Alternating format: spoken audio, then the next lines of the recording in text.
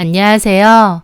저는 한창 결혼 준비를 하던 예비 신부에서 결혼 준비에 학을 떼고 다시 솔로가 된 여자입니다. 제 나이 35, 아직 젊다면 젊은 나이지만 그동안 저는 정말 악착같이 열심히 살아왔다고 자부할 수 있습니다. 남들 쉴 때, 놀 때 저는 일만 죽어라 했거든요. 성공하고 싶고 돈도 많이 벌고 싶다는 마음 하나로 쉼없이 달려왔습니다. 그렇게 앞만 보고 달려오다가 생각지도 못하게 휴식의 시간을 가지게 되었고 그러다가 그 남자를 만나게 되었습니다. 저한테 운명 같은 사람이라고 느꼈고 서로 많이 좋아했어요. 그래서 남들처럼 결혼도 하고 예쁜 아이도 갖고 행복한 가정을 꾸려야겠다는 새로운 목표가 생긴 거였죠. 이제는 너무 돈돈하지 말고 조금은 여유와 쉼을 가지고 살아야겠다고도 생각했고요. 하지만 여러 이유로 제 결혼은 결국 파토가 났는데요. 막상 파토가 나고 이제 와서 가만 돌이켜보니 제가 꿈꿔왔던 결혼은 너무 환상이었던 것 같기도 하더라고요. 그 환상에서 벗어나 이제는 다시 제 삶으로 돌아왔지만요. 저는 20살에 서울로 상경을 했습니다. 고향에서 부모님은 장사를 하셨었는데요. 저도 주말이나 방학 때는 늘 부모님 가게에서 일을 도우며 용돈을 벌었어요. 저는 어렸을 때부터 돈을 많이 벌고 싶다, 성공하고 싶다는 열망이 좀 더 강했습니다. 친구들이 연예인 좋아하고 남자친구 사귀고 그럴 때 저는 어떻게 하면 돈을 잘 벌 수 있을까 그 궁리만 내내 했었거든요. 그래서 친구들이 대학 진학에 고민을 할 때도 제 생각은 좀 달랐습니다. 솔직히 제가 공부에 딱히 재능이 있는 것도 아니었고 성적도 그저 그랬거든요. 제가 공부를 잘했다면 좋은 대학으로 진학하는 것이 맞겠지만 저는 성적도 평범했기에 대학교에 가는 게 맞는지 아닌지 모르겠더라고요. 제 성적이면 분명 좋은 대학은 못 가고 돈만 주면 가는 그저 그런 대학에나 갈 수준이었거든요. 물론 대학 간판도 있는 게 나을 수도 있었겠지만 그러기엔 등록금도 또 4년이라는 시간도 아까웠습니다. 게다가 요즘은 대학 나온다고 딱히 취업이 보장되거나 정해져 있는 길이 있는 것도 아니니까요. 그래서 저는 고민 끝에 대학 진학은 포기하고 차라리 빨리 돈을 벌어야겠다 결심했죠.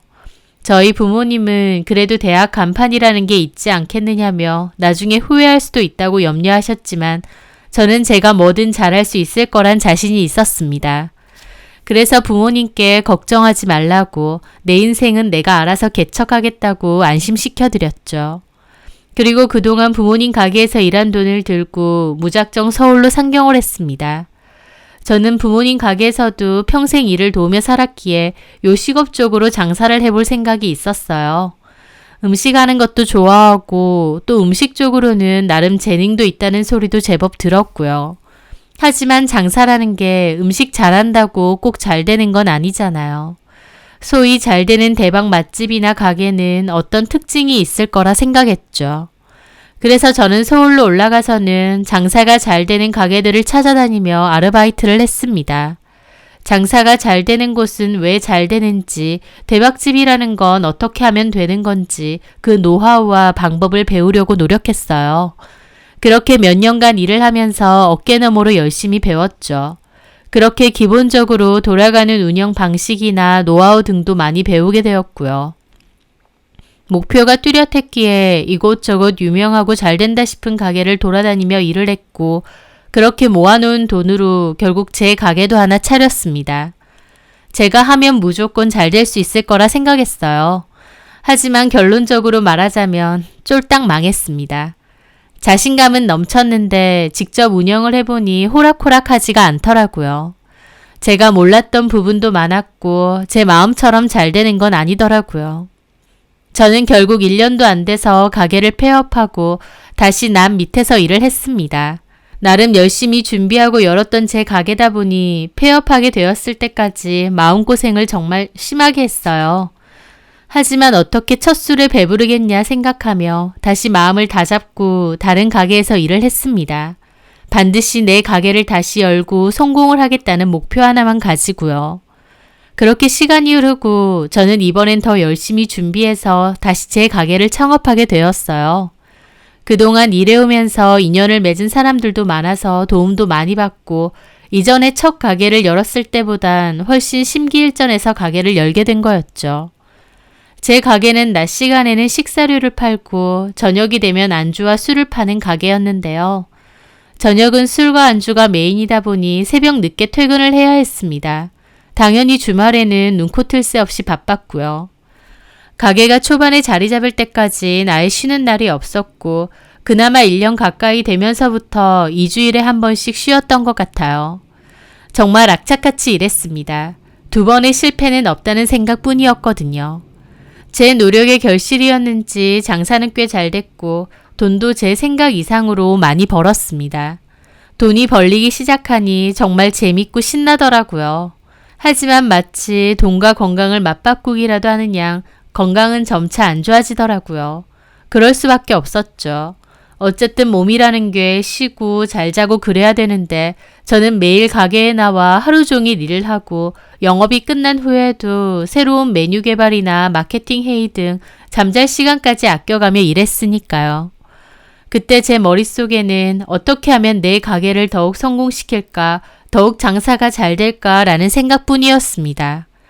그런 저의 노력 끝에 제 가게는 미어 터질 정도로 인기 있는 가게가 되었고 그 거리에서는 단연 제 식당이 매출도 1등이었습니다. 제가 처음 서울에 상경했을 때 인기가 많고 장사가 잘 되는 가게들을 찾아다녔는데 이제는 제 가게가 그렇게 된 것이었죠. 그렇게 몇 년 동안 악착같이 일만 하면서 살았고 밀려드는 손님 덕분에 옆 가게까지 터서 확장을 하게 되었어요. 그리고 인근 동네에 분점까지 2개를 내게 되었고요. 그중 하나는 고향에 있던 친동생이 올라와 저한테 운영을 배우고 직접 맡기도 했죠.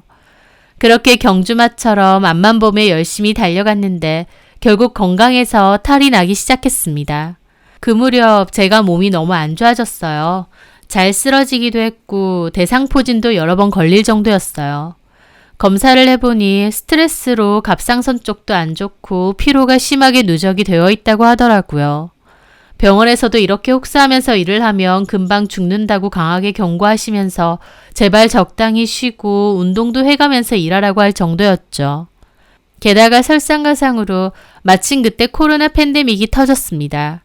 제 건강이 너무 안 좋아지기도 했고 팬데믹의 여파로 장사도 예전과 같지 않았기에 오랜 고민 끝에 결국 가게를 넘기고 저는 좀 쉬기로 했어요. 쉬운 결정은 아니었습니다. 마치 자식처럼 정말 아끼면서 만들어온 제 식당들인데 다른 사람한테 넘긴다는 게요. 하지만 돈보다는 제 몸이 제일 중요했기에 계속 무리해서 일을 할 순 없었어요. 또 어차피 영업시간 제한 때문에 전처럼 일을 할 수 있는 상황도 안 됐고요. 그래서 고민 끝에 가게를 다른 사람에게 싹 넘기게 되었죠. 그리고 그때 이후로는 집에서 휴식기를 가지면서 건강관리에만 집중하기로 했습니다. 이미 벌어놓은 돈도 있고 가게 정리한 돈도 있는데다 추가적으로 돈이 들어오는 것도 있다 보니 돈은 크게 문제가 되지 않았어요. 제가 그동안 돈을 벌 줄만 알고 관리할 줄은 몰라서 부모님께 돈을 다 맡겨놨었는데요. 부모님은 제 앞으로 서울에 있는 아파트와 고향의 작은 상가까지 매입을 해놓으셨거든요. 상가에서는 매달 고정적인 월세가 들어오고 서울에 사놓은 아파트도 처음 살 때보다 시세가 굉장히 올라 있었죠. 게다가 가게 정리했던 돈도 적지 않았습니다. 그래서 저는 마음의 여유를 가지고 이제는 내 몸을 좀 돌보자라는 생각으로 그때부턴 푹 쉬기 시작했습니다. 처음에는 갑자기 쉬게 되니 오히려 마음도 불안하고 뭘 해야 될지 모르겠더라고요. 돈도 있는 사람이 써보고 휴식도 가져본 사람이 잘 쉴 수 있다고도 하잖아요. 일만 해왔지 제대로 된 휴식을 가져본 적이 없는 저는 초반에는 집에만 있으려니 마음도 너무 불안하고 뭘 어떻게 해야 할지 모르겠더라고요. 하지만 시간이 지나면서 운동도 하고 미뤄왔던 병원도 다니고 가볍게 등산이나 트레킹도 하면서 몸과 마음을 단련하며 시간을 보냈습니다. 그 전에는 잘 읽지도 않았던 책에도 취미가 생겨 많이 읽고 못 가봤던 곳들도 혼자 많이 가봤죠. 관심 있었지만 시간이 없어서 못했던 취미도 배워보고요. 그렇게 저만의 휴식 시간을 가지니 참 좋더라고요. 게다가 운동도 꾸준히 하면서 건강관리를 해주다 보니 건강이 눈에 띄게 훨씬 좋아졌습니다. 그전에는 면역력이나 체력이 워낙 약해서 부모님이 보내주시는 한약 같은 걸 달고 살아도 잔병 치레가 끊이질 않았어요. 과로로 입안은 늘 헐어 있었고 감기도 사계절 내내 달고 살 정도로요. 하지만 잘 먹고 잘 쉬어주면서 운동도 해주니까 몸이 훨씬 좋아지는 게 느껴지더라고요. 그렇게 인생에서 처음 가져보는 편안한 휴식을 즐기고 있을 무렵 저는 그 남자를 만나게 되었습니다. 제가 한창 트레킹에 관심이 많아졌는데 그 남자는 트레킹 동호회에서 만나게 되었어요. 외모로만 보면 제가 좋아하는 이상형과는 달랐지만 성격이 너무 좋은 사람이었습니다. 착하고 수더분하고 저보다 연하인데도 어른스럽기도 하고요. 무엇보다 저를 진심으로 아끼고 사랑해주는 마음이 느껴졌어요. 저도 그전엔 가게를 운영하면서 짧게나마 만났던 남자들은 한 번씩은 있긴 했어요. 하지만 그렇게 진지한 만남은 아니었는데 이 남자는 결혼이라는 미래를 꿈꿀 만큼 서로 좋아하는 사이가 되었습니다. 사실 그 남자는 조건으로만 보면 그렇게 괜찮은 남자는 아니었어요. 월급은 200만 원 후반대 정도의 중소기업에 다니고 있었고요. 그마저도 100만 원은 부모님께 매달 드리고 있었기에 30대 초중반의 나이에 모아둔 돈은 2천만 원 정도가 전부였습니다. 결혼한다고 딱히 집에서 도움을 주실 것도 아니었고요. 게다가 결혼 이야기가 본격적으로 오가면서 서로의 집안 사정에 대해서도 많은 얘기를 나눴는데 남친네 부모님은 경제적으로 큰 여유는 없다고 했습니다. 남친은 외동아들이다 보니 부모님을 좀 도와드려야 되는 입장이었고요. 그래서 결혼해서도 여전히 부모님께 생활비 명목으로 100만 원 이상은 드려야 된다고 하더라고요. 남친은 미안해하며 그 말을 저에게 했지만 저는 괜찮았습니다. 제가 금전적으로 여유가 없는 상황도 아니었고 얼마든지 이해할 수 있었거든요. 결혼하고 보통 대출비 때문에 쪼들리는 경우가 많잖아요. 하지만 저희는 제 명의로 된 집이 있었고 그 집을 신혼집으로 하기로 했기에 따로 대출을 받아야 될 상황도 아니었습니다.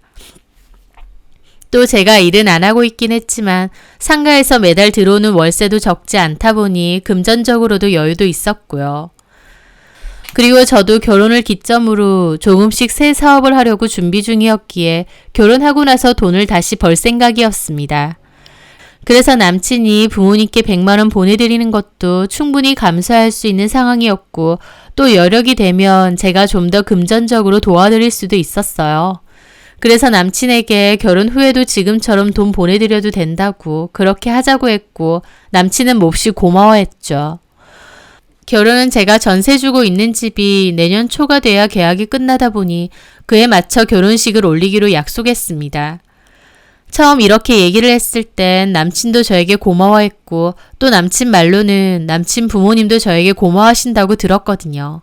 물론 나중에 보니 아니었지만요. 어쨌든 그때까진 아무런 문제가 없었습니다. 오히려 이렇게 결혼하면 남부럽지 않게 행복하게 잘 살 수 있을 거라 생각하며 행복한 결혼 생활을 꿈꿔왔죠. 그런데 그 후 인사차 남친 부모님을 만났는데요. 저는 남친 부모님께 참 무례한 말을 들어야 했습니다. 분명 남친 말로는 제가 집도 해오고 결혼 준비에 있어서 돈도 충분한 상황이다 보니 남친 부모님이 저에게 고마워하신다고 했거든요. 그래서 저도 그런 줄 알았는데 막상 만나보니 고마워하기는커녕 저를 엄청 못마땅해 하시는 겁니다. 제일 못마땅해 하시는 부분은 제가 현재 일을 하지 않고 있다는 거였어요. 2년 가까이 일을 하지 않고 집에 있다는 사실이 몹시 마음에 안 드신다는 거였습니다. 저는 좀 황당했죠. 제가 일을 안 하면서 한다고 거짓말한 것도 아니고 남친 부모님도 제 상황을 다 아신다고 했거든요. 근데 막상 결혼 준비를 하며 인사를 드리러 가니까 왜 일을 안 하느냐 타박을 하시는 거였습니다. 남친 부모님 말씀은 결혼할 때 제가 집을 해오는 건 알지만 그래도 요즘 맞벌이 없는 집이 어디 있느냐며 남자 혼자 일해서 앞으로 생활이 가능하겠냐, 일은 안 하고 남자 돈으로만 기생해서 살려고 하는 거냐 이러시는 겁니다. 저 그 말 듣는데 너무 황당해서 마시던 주스가 살에 들릴 뻔했습니다. 저런 말씀은 남친 쪽에서 결혼 비용도 다 대고 저는 맨몸으로 결혼하려고 할 때나 하실 법한 말씀 아닌가요? 결혼에 필요한 집도 제가 해오고 결혼 준비에 필요한 돈도 제가 더 많이 할 수 있다고 한 입장이었는데 남친 부모님은 그런 건 아무것도 아니라는 식으로 치부하시며 당장 일을 안 하는 것만 나무라시더라고요. 저는 황당하고 억울한 기분도 들었죠. 건강과 코로나 때문에 불가피하게 가게 운영을 접긴 했지만 그전까진 휴가 한 번 없이 악착같이 일해왔는데 그런 사정을 아예 모르시는 것도 아니면서 마치 제가 취집해서 남자 돈으로만 살려고 하는 것처럼 말을 하시니까요. 저는 황당하기도 하고 기분도 상했지만 남친 부모님이 제 상황을 정확히 아시는 건 아닐 수도 있으니 제 딴에는 차분하게 말씀을 드렸어요. 형욱 씨한테 얘기 들으셨는지 모르겠는데 저 2년 전까지 계속 일을 했었거든요. 근데 코로나 상황도 그렇고 저도 건강이 안 좋아지는 것 같아서 잠깐 쉬고 있는 상황이에요. 저희 신혼집으로 살려고 하는 아파트도 제 힘으로만 벌어서 장만한 거고요. 또 결혼하고 나서 다시 가게 시작하려고 사업 구상 중이거든요. 제가 지금은 비록 쉬고 있지만 그래도 그전까지 남들 쉴 때 저는 못 쉬면서 악착같이 일해왔었습니다. 또 결혼하고 다시 일할 준비도 하고 있고요. 뭐 형욱 씨 돈으로만 살 거라느니 그런 걱정까진 하실 필요 없으세요. 저는 어른들이시니까 나름 최대한 예의를 지켜 말을 한다곤 했지만 그래도 제 속에선 너무 속상하고 기분이 나빴어요. 그래서 말투가 좀 공격적으로 나온 것도 맞습니다. 그랬더니 남친 부모님 두 분 다 황당하다는 표정을 지으시면서 남친한테 막 화를 내며 그러시는 거예요. 얘 형우가 네 여자친구 무섭다. 어른 앞에서도 눈 동그랗게 뜨고 할 말 다 하네. 2년 동안 놀고 있다길래 걱정돼서 한마디 한 거 가지고. 얘 수지야, 네가 여지껏 어떻게 살아왔는지 우리가 듣고 싶다니? 그래, 참 대단하게도 살았네. 됐니? 다 열심히 살지. 열심히 안 사는 사람이 어딨어? 그러면서 따지시는 거예요. 어머님도 기분이 몹시 상한 표정으로요. 물어보시니까 제 대답을 한 것뿐인데 저렇게 비꼬듯이 말하시니까 저도 기분이 엄청 상하더라고요.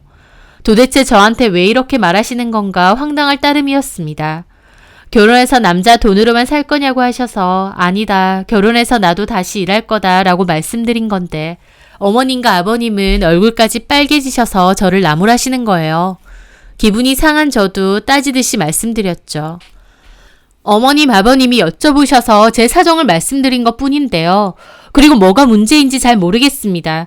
제 말씀은 제가 지금 일은 안 하고 있지만 상가 수입도 따박따박 들어오고 있고 신혼집도 제 명의로 제가 장만했고 금전적으로 문제가 될 만한 게 없어요. 아휴, 그래 알았다 그래. 신혼집 네가 했다. 됐니? 근데 너 그걸로 유샜더니 집을 누가 해오고 돈이 어쩌고를 다 떠나서 내 말은 젊은 사람인데 일도 안 하고 2년이나 팽팽 빈둥거리고 노는 게 좋지 않아 보여서 하는 소리야. 너보다 나이 훨씬 많은 나도 아직까지 나가서 일하는데 내가 며느리들한테 이 정도 소리도 못해서 그렇게 발끈하니? 예전에야 네가 어떻게 했든 지금 일 안 하는 건 맞잖아. 그리고 앞으로 뭐 사업을 한 해 만에 하지만 그게 잘 될 거란 보장은 있니? 결국 안정적으로 돈 따박따박 벌어오는 형욱이 수입에 의존할 수밖에 없는 거 아니야. 그러시는 거예요. 어머님은 제가 내내 하지 않고 따박따박 대답을 하니까 발끈해서 더욱 화내시는 것 같았습니다. 저는 그런 어머님을 보는데 말도 안 통하고 처음으로 이 결혼이 맞는 건가 라는 생각이 들더라고요. 남친 어머님은 자꾸 저더러 남친 월급에 의존해서 살 거라 하시는데 톡 까놓고 말해서 남친 월급 200만 원 후반대고 거기에 100만 원이나 부모님께 생활비로 드려야 됩니다. 그럼 돈이 뭐 얼마나 크게 남는다고 제가 그 돈으로 소위 놀고 먹고 할까요? 차라리 매달 받고 있는 제 상가 수입이 훨씬 큰데요. 게다가 가게 정리했던 돈도 그대로 통장에 있고 저 굳이 아등바등 일 안 해도 몇 년은 충분히 더 놀고 먹을 수 있거든요. 그런데 그런 상황을 아예 모르는 것도 아니시면서 끝까지 저렇게 말하는 걸 보는데 알겠더군요. 아, 내 기죽이려고 그러시는 거구나 싶은 생각이 머릿속을 딱 스쳤습니다. 자기들은 아들 결혼한다고 해도 해줄 거 없고 남친도 가진 거라곤 2천만 원 정도가 전부였으니까요. 제가 신혼집도 해오고 돈도 더 많은 상황에서 괜히 아들 기죽일까봐 도리어 저를 후려치고 기죽이려고 하시는 것 같더라고요. 저도 적은 나이도 아니고 그동안 계속 장사를 해왔던 사람인데 그 정도 눈치도 없고 의도도 모르겠나요? 어머님 아버님이 저한테 돈 좀 있다고 건방지다고 난리를 피고 남친은 그 속에서 아무것도 못하고 쩔쩔매고 있더라고요. 부모님께 그만하시라고도 못하고 그렇다고 나서서 상황을 정리하지도 못하고 그저 제 눈치만 보고 있는데 그 순간 사랑이고 뭐고 정이 싹 식었습니다. 이런 말도 안 되는 상황에서 제 편 하나 들어주지 못하는 이런 남자를 뭘 믿고 결혼하나 싶기도 하고요. 그때부턴 저도 결혼이고 뭐고 이 사람들은 무슨 권리로 나한테 이렇게 무례하게 구는지 나는 이걸 왜 가만 듣고 있어야 되는지 싶더군요. 그래서 저도 숙이지 않고 할 말 다 하고 따졌습니다. 도대체 뭐가 문제라고 저한테 이러시는지 모르겠네요. 저 그동안 쉬는 날 없이 최선을 다해 일하면서 살아왔습니다. 지금 쉬고 있는 것도 이런저런 상황 때문에 어쩔 수 없었다고 여러 번 말씀드렸는데요. 제 말에 어머님이 코웃음을 치시더라고요. 말이야 바른 말이지. 톡하놓고 술 장사해서 돈 번 게 그렇게 자랑이니? 그러시는 겁니다. 저 그 말에 미간이 확 찌푸려지더라고요. 네? 솔직히 우리 아들이 너 좋다고 결혼 허락해달라고 하도 난리쳐서 허락은 했다만 부모 입장에서 네가 달갑겠어? 게다가 대학교도 안 나왔다며 고졸에 술 파는 일 했었다는데 네가 수십억을 들고 있다는들 우리 입장에서 네가 성에 차겠냐고. 그 말에 저는 뒷목 잡고 쓰러질 뻔했습니다. 제 스스로는 한 점 부끄러움 없이 최선을 다해 살아왔다고 생각했어요. 그런데 남친 부모들이 저보고 고졸에 술 장사라고 하는데 억장이 무너지는 기분이 든다는 게 이런 거구나 싶더군요. 아, 이 결혼은 절대 하면 안 되는구나. 이런 사람들이랑은 절대 가족으로 얽혀선 안 되겠구나. 정신이 번쩍 들었습니다. 제가 그동안 노력으로 만들어온 가게인데 술도 판다는 이유로 저를 그저 술 장사나 하며 쉽게 돈 버는 사람으로 폄훼하시더라고요. 저는 여기서 더 시간 낭비하지 말자라는 생각이 들어서 가방 챙겨 들고 바로 자리에서 일어났어요. 그리고 말했죠. 제가 잘못 생각한 것 같네요. 난 부끄러울 것 없이 최선을 다해 살아왔다 생각했는데 저에 대해서 그렇게 생각하셨나 보네요. 이 결혼은 아닌 것 같습니다. 저는 그만 빠져드릴 테니까 돈 열심히 버는 며느리 맞이하셔서 아들하고 맞벌이 시키면서 사세요. 저는 그렇게 말하고 바로 밖으로 나왔고 남친도 따라 나와 저를 붙잡더라고요. 남친은 자기 부모님도 감정이 격해져서 한 말이라고 그러게 왜 자기 부모님 말하는 거 적당히 맞춰주지 같이 싸우고 있느냐 그러는 겁니다. 대놓고 개념 없는 소리 하는 자기 부모님은 괜찮고 거기에 제 할 말한 건 잘못한 건가요? 저는 내가 뭐에 씌어서 이런 인간이랑 결혼까지 하려 했나 싶더라고요. 남친도 그전까진 저를 위해주고 참 어른스러운 사람이라 생각했는데 막상 그런 상황이 되니 바로 제 탓만 하고 저만 참으면 된다는 소리나 하더라고요.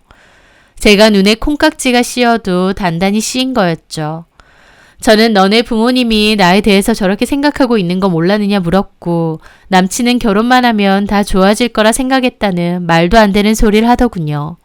저는 답도 없는 그 남자에게 우리는 끝이라고 단호히 말했습니다. 너네 부모님이 원하는 열심히 일하는 직장인 여자 만나서 결혼하라고. 그런데 그런 여자가 네 월급에서 100이나 매달 시부모님 주자는데 오케이 할진 모르겠다고. 상황도 봐가면서 유세 떨고 시집살이도 시켜야 되는 거 아니냐 한마디 하고 떠났습니다. 남친과 헤어져서 슬픈 게 아니라 분통 터지고 화만 나더라고요. 솔직히 제가 뭐가 아쉬워서 고개 숙이고 들어가서 결혼까지 해야 하나요? 제가 해오는 돈이며 집은 괜찮으면서도 저는 고졸에 술 장사한다고 무시하고 싶었나 본데 하나만 하시라 말하고 싶더라고요. 남친이 대단하게 돈이라도 많이 버는 것도 아니고 끽해야 남친 버는 돈 남친이 먹고 쓰는 것밖에 안 되는데 그마저도 며느리가 놀고 먹으면서 아들 돈 쓸까봐 벌벌 떨고 자기들한테 줄 100만 원까지 못 받을까봐 저러시나 싶었죠. 저도 눈치 보고 숙이면서까지 결혼하고 싶은 생각은 전혀 없습니다. 그리고 그 과정에서 완벽하게 제 편이라고 믿었던 남친도 방관자일 뿐이라는 것도 확실히 알았고요. 차라리 좀 더 본격적으로 결혼 준비가 되기 전에 이렇게 끝이 난 게 다행이다 싶더라고요. 그렇게 저는 그 남자와 끝을 냈습니다. 남친도 저보고 돈 좀 있다고 유세 떨지 말라고 하면서 헤어지자고 했고요. 서로 참 많이 좋아했는데 그 끝은 정말 안 좋았습니다. 하지만 헤어지고 한 달도 안 돼서 아쉬웠는지 찔끔찔끔 연락이 되고 술 먹고 전화해서 자기가 잘못했다 그러고 저는 연락처도 싹 차단해버렸죠. 나중에 트레킹 동호회에서 알던 친구한테 건너들었는데 자기 부모님 때문에 저 같은 여자를 놓쳤다고 술 먹고 울면서 한탄했다고도 하더라고요. 그 부모님도 제가 돈 좀 있다고 유세 떨까봐 미리 기 좀 죽이려고 한 거고 남친도 오케이 한 건데 제가 바로 결혼 없던 일로 하자니까 남친도 아차 싶었다고 했습니다. 그 말 듣는데 진짜 별로인 남자였구나 싶어서 헤어지길 잘했다는 생각이 다시 한번 들더라고요. 저는 그 후 트레킹 동호회도 탈퇴했습니다. 그 남자와 다시는 우연으로라도 마주치고 싶지 않았거든요. 그리고 저는 다시 새로운 사업을 시작하려고 준비하고 있습니다. 하지만 이제는 돈만 쫓아가던 전과 달리 제 몸도 보살피고 가족도 돌아보며 천천히 달려가려고 합니다. 그때 남친 어머니가 저에게 무례하게 굴었을 때도 제가 당당하게 일어날 수 있었던 건 결국 제가 이뤄낸 것이 있고 제 스스로에 대한 확신과 자신감이 있었기 때문이라고 생각해요.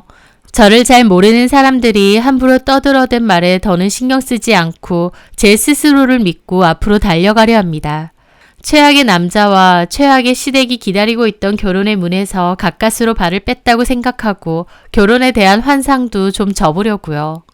저를 인정해 줄 수 있고 존중해 줄 수 있는 사람이 나타나는 게 아니라면 저도 앞으로 결혼 생각은 안 할 것 같습니다.